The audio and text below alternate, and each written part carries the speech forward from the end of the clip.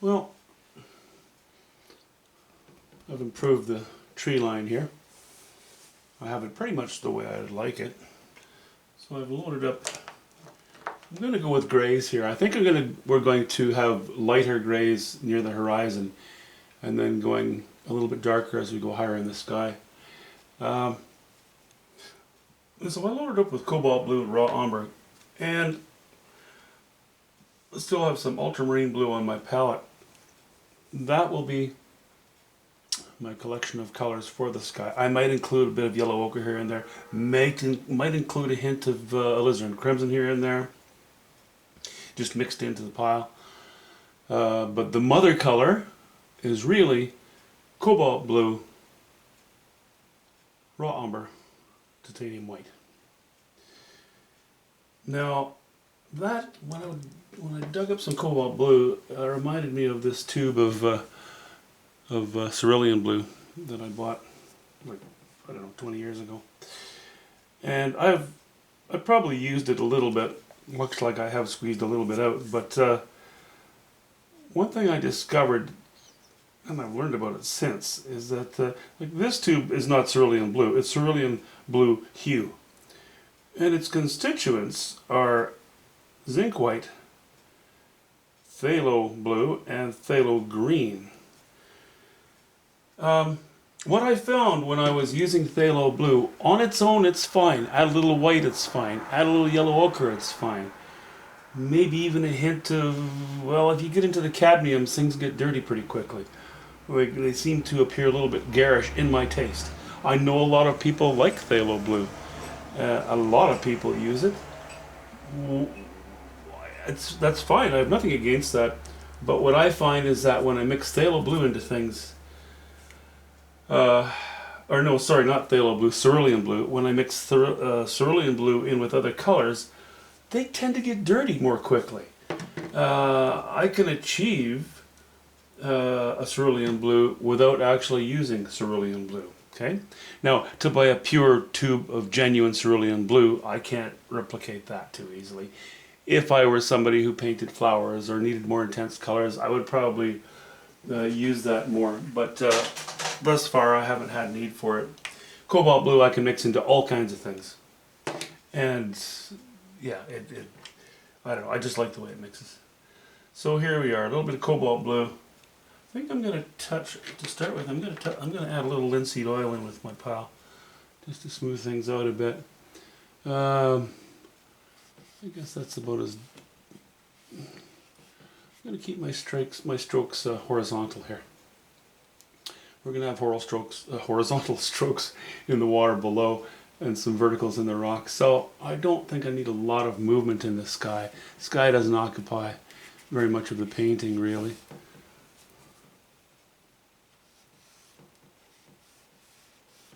So I don't feel a need for any strong designs in it.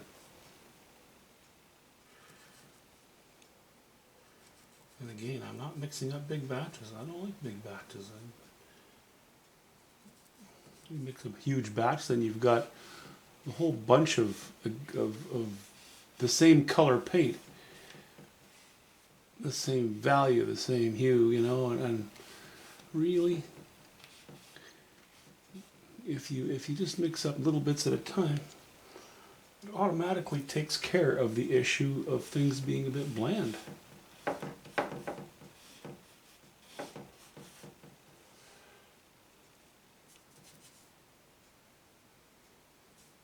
That's my story, anyway. Okay. How about if I were to add a little bit of a touch of ultramarine blue here?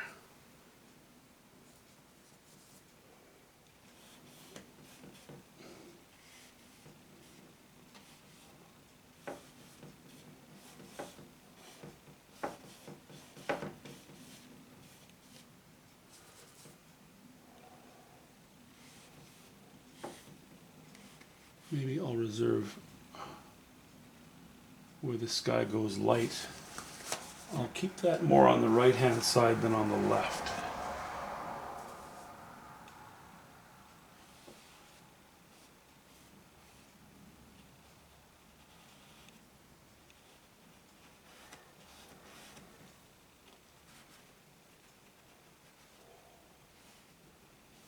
Maybe I should be grabbing a smaller brush for cutting around the trees here. Okay, back to cobalt and raw umber. I think as I get lower in the sky, I'll lean more towards just raw umber. Warm things up a little bit.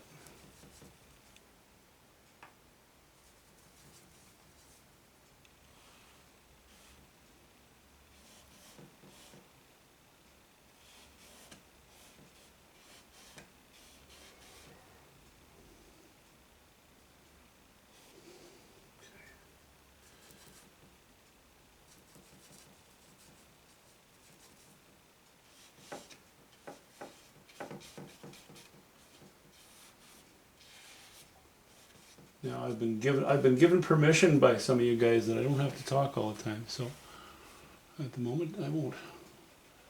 Well, look at that glob. Don't need that in there.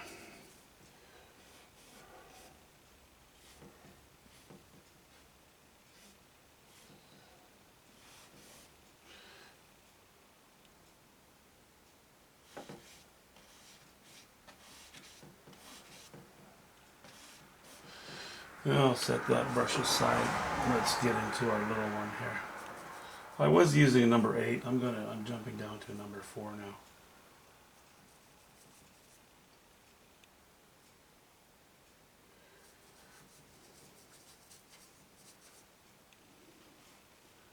No, value's a little too low there.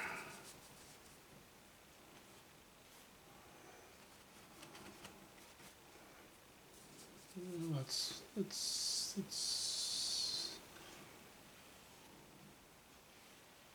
okay. That's okay.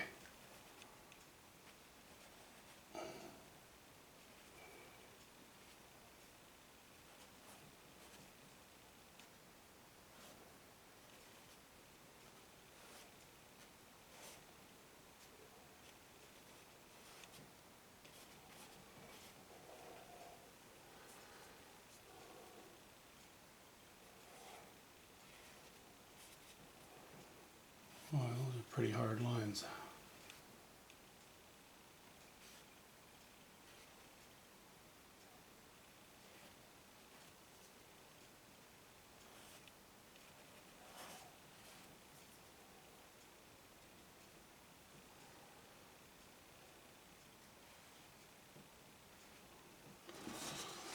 Debris, darn debris.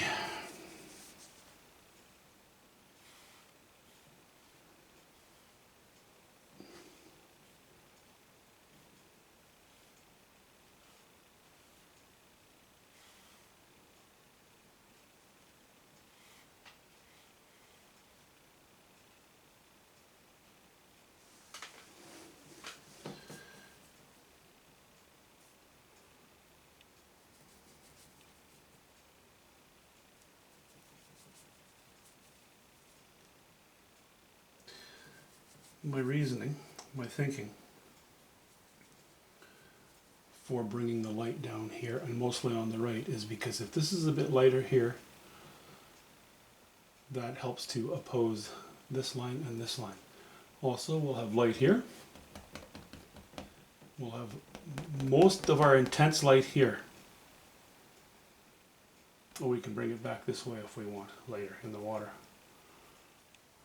Oh, sorry, I guess I'm zoomed out a little far for you to see the water, but I was pointing at the water.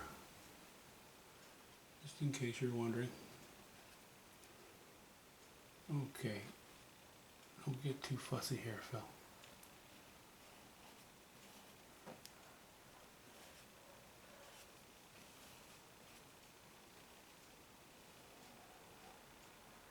I'll try to maintain a bit of a painterly feel here.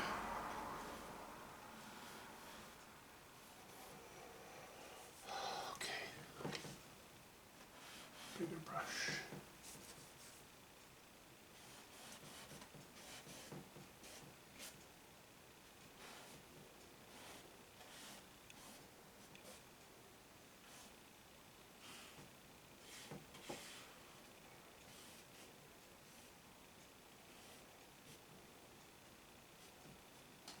Stop playing.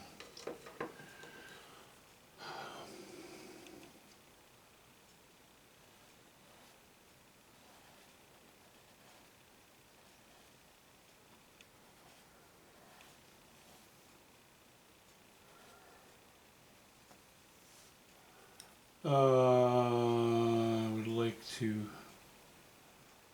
cut into that a little bit.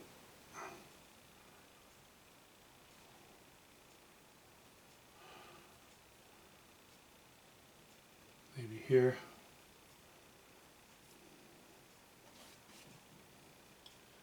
Okay, we'll go a little lighter now. Go for a little more titanium white and a raw umber.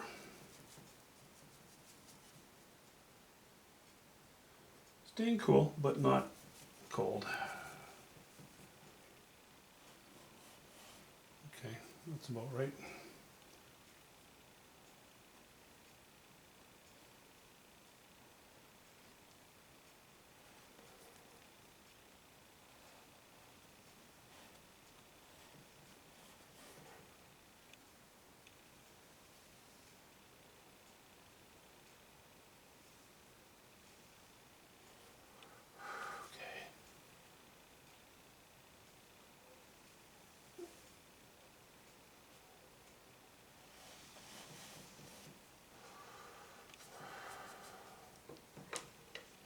Flipping back to my other brush now.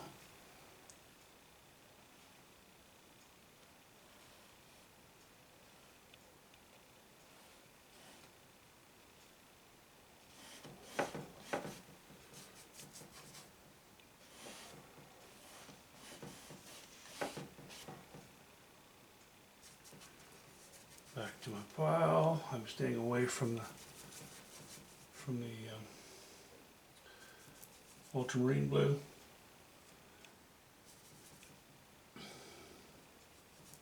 Got a few strokes of it already in there. That's good enough.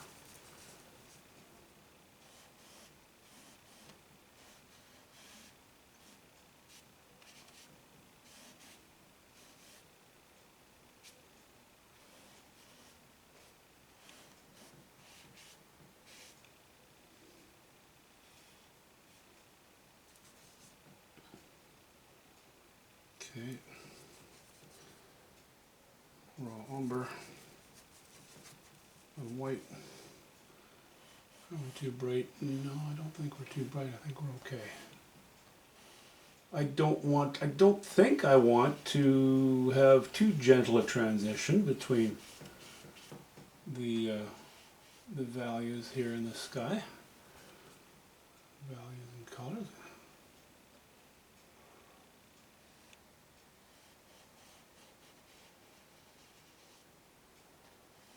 Nice to have sort of, you know, some hints of design here and there.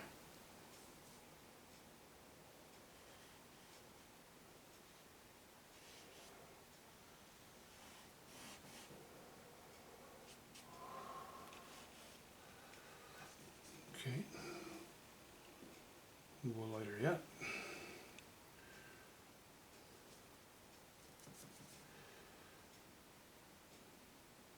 White, raw umber. Touch of yellow ochre. Higher value and a bit greener.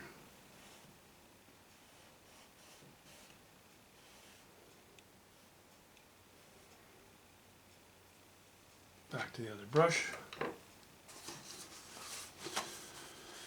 Better give it a wipe. Get the darker values out of there and bring in the lighter ones.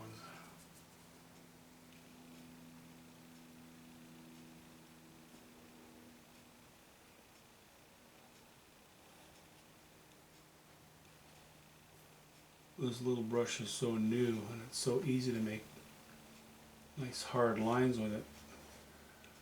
But I don't really want nice hard lines where I'm working right now. I'd like to be a little bit messy. Messy.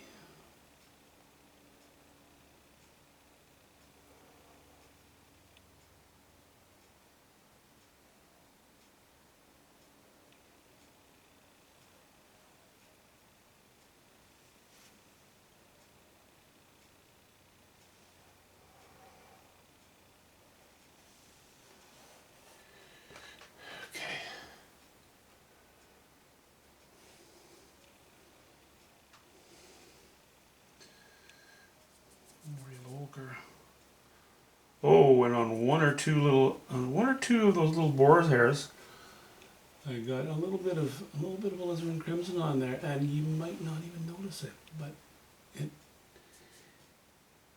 it's almost a subconscious thing, but it's there. Still helps the painting. That's probably the only time I'm going to do it in the sky. Was just that little bit that you might not even see. Okay, switching brushes.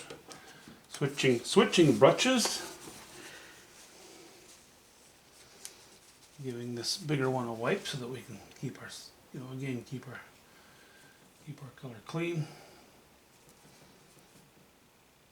More raw umber. Staying away from the yellow ochre for a moment, because as we're getting towards the edge of the painting, I don't want to be too warm with my colors. Okay, that's a bit too high a value.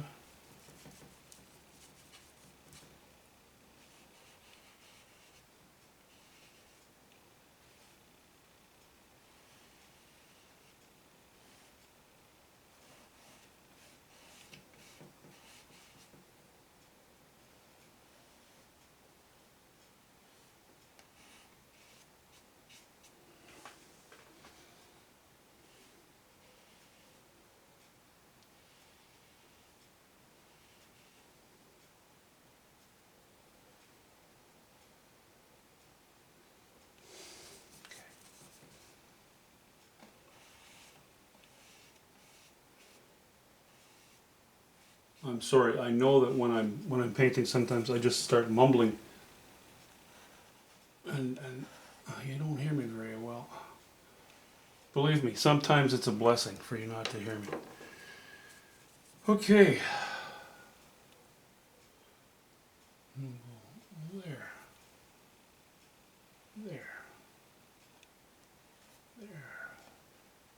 There.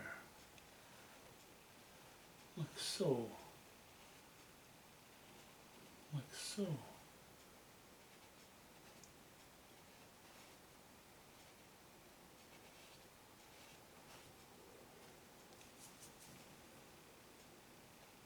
Trying not to get too much detail in there.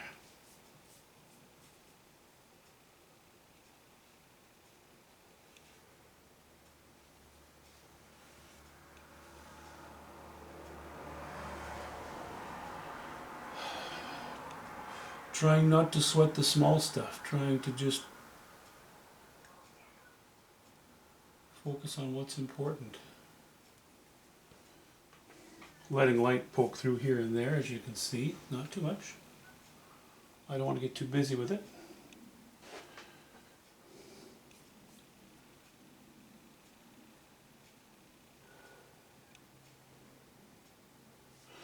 Okay. Let me just have a little backup.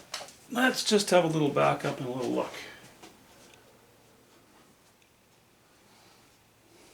Yeah, I think that's not bad. The purpose of the sky is to, in this case, in this painting, be complementary, color-wise and texture-wise and subject matter-wise, but really to direct our attention to this area. We don't want this important up here. So we're going to get warmer. These trees will be silhouette-ish. Some areas, not all areas. We come to these rocks before we get any sunshine. The sun is behind us and a little bit to the right. Okay, so I'm going to call that sky done. I might touch it with a brush. But I think for the moment, we're just going to say